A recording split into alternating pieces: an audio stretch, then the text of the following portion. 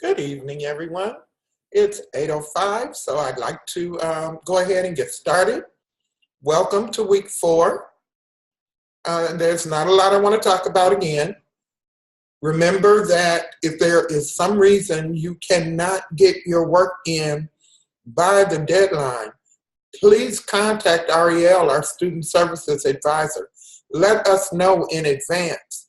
If we know in advance, then we can work with you and you can get your work in without losing points.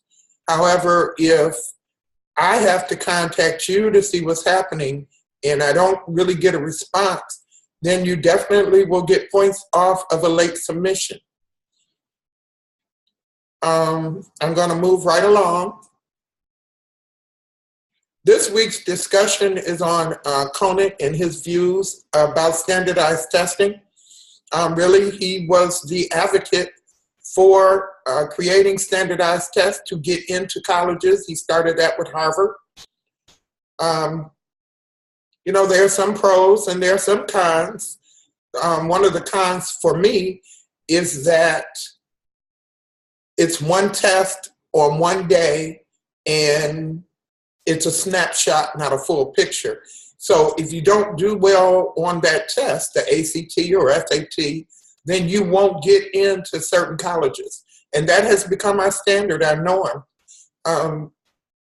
So what the test does is sort of kind of divide students into categories.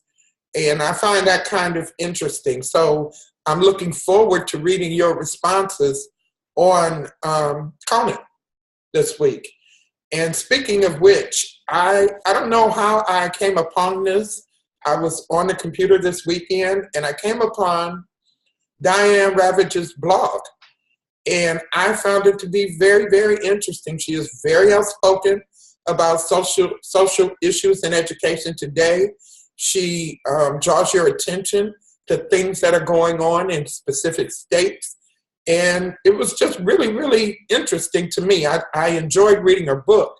And so I found her blog and I'm enjoying reading that. And I share that with you just in case you're kind of like I am and just like to keep abreast of things like this. Her blog is right under, you can look it up under Diane Ravage. And I don't know if anybody's in Texas or will be traveling to Texas soon, but she's going to be speaking at the Austin Marriott in Austin, Texas on March 29th. And it's being sponsored by that school district. Honestly, if I could get there, I think it would be a lecture that I would love to hear. So enough about things that don't really pertain to our class, but in a sense that they do, since we are reading her book. And she is very, very candid in her book and even more candid on her blog. So it'd be interesting, I think, to see what she has to say in person. But I'm going to move on. Remember that your initial post is due on Wednesdays at 11:59.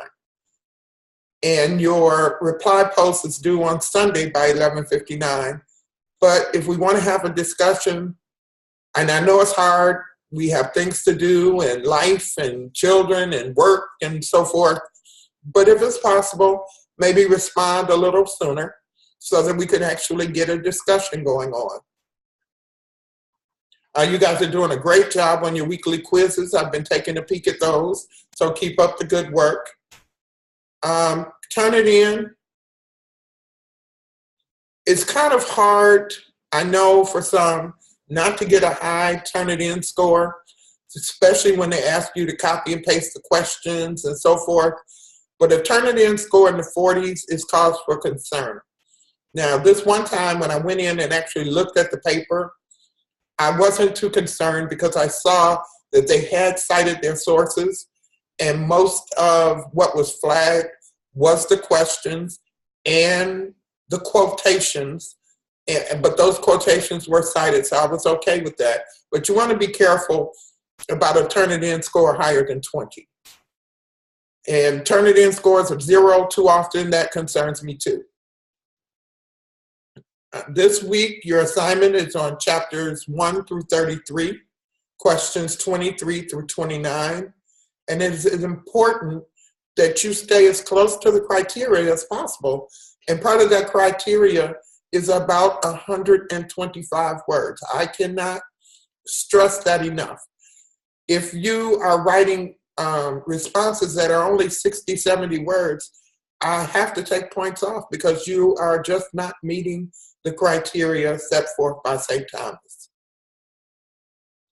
I do want to talk about week 5 a little bit.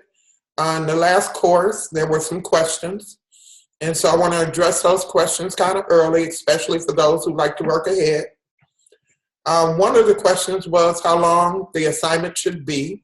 I would suggest between 3 and 5 pages, definitely not less than 3 and no more than 5. So anywhere within that range.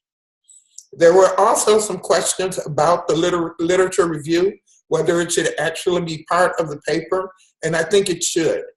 I am going to put in the announcements some examples of some short literature reviews, just in case you're not quite sure, you know, what it is, or you just need a refresher. Sometimes if you haven't done something for a while, we forget.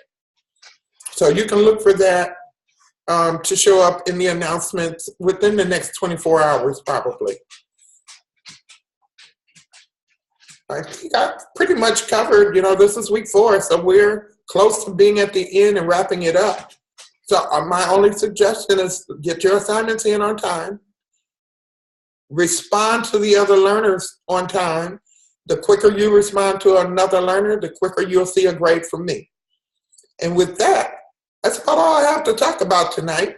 So I hope you all are enjoying your evening, and I'll see you next week at the same time. Good night. Bye-bye.